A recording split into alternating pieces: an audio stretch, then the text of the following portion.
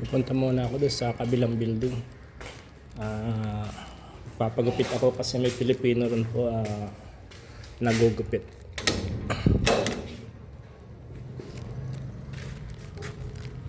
Medyo malayo-layo rin yun, mga 200 to 250 meters po ang layo dito sa tinitirahan ko.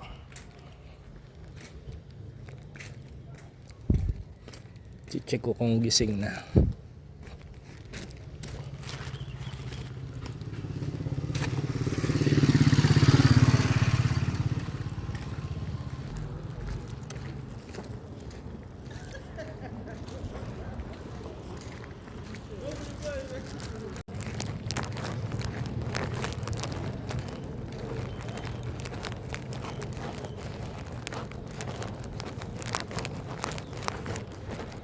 Nakainit na.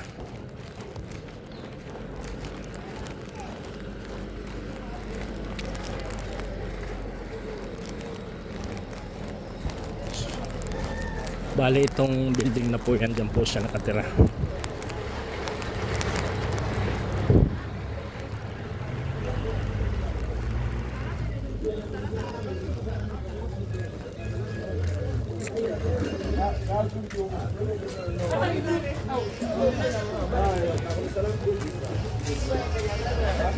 Ay, big boss. Hi. Good.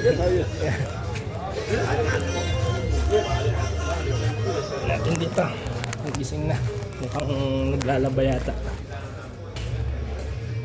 Pre, busy Okay lang, sige lang, maghintay ako. Ano yan? Tawag dito, tulingan. Tulingan na tinapa. Wow. Ano pa? Ako. Hindi kasi, yung cellphone kasi nasa taas eh. Kaya siguro baka Sabi ko, nag-message ako pre. Sabi ko, anong oras ka available? Wala na akong ginagawa. Okay lang, tapusin mo yan. siguro Hindi kayo magmamarket. Sabi ko, dalhan nga kita rin ng kasi madami pa yung yung tawag dito, tinapa na tulingan. Saan galing yan? Pilipinas pa? Pilipinas, dala ko nung umuwi ako. So kaya malamig pa, no? Nasa freezer nilagay ko sa freezer para hindi masira. Mukhang may party rito paggabi. Wala, hindi na nagpa-party, hindi kagaya nung dati. Yun lang, sila ang grupo lang, pagkama nagluluto, nagkakapagluto. Saglit lang, pwede ko lang bilis lang naman yung bit na yun. Saglit lang naman ito. Sige, tapusin mo lang yan. Naiinip lang kasi ako sa kwarto kaya lumabas na ako. Si Alan gusto rin magpagupit. Natin ko na nakaraang linggo. Oo. Hindi naman pumunta.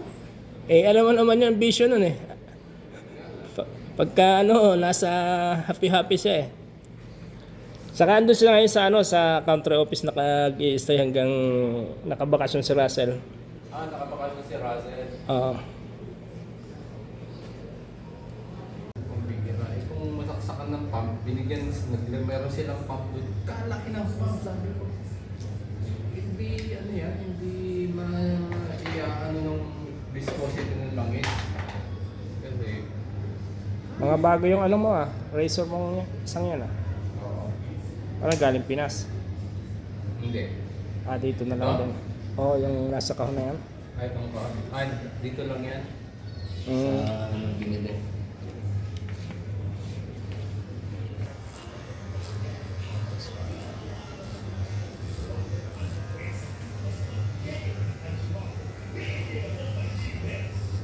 Kailan ang bakasyon mo? Lapit na sa Papayal na ako sa itong first week ng March. March ka din uuwi. April siguro. First week ng April. Rin ko pa ngayong mahal na araw Sa bagay, mas maraming holiday. Oo.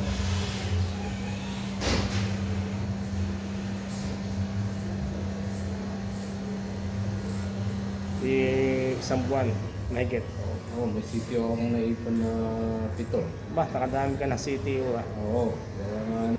Kababalik ko lang ng Friday, 15 days din ako sa field. Dito, Galing ako ng Kapueta. okay ba ang doon? tawag niya, reception. Maganda naman doon. Magandang ano ron. Wala lang din. Sobrang init lang din. Sobrang init. Init. Oo. Malapit papunta. Malaki yung area nila pero kunti lang naman yung mga staff saka yung mga opisina, kunti lang.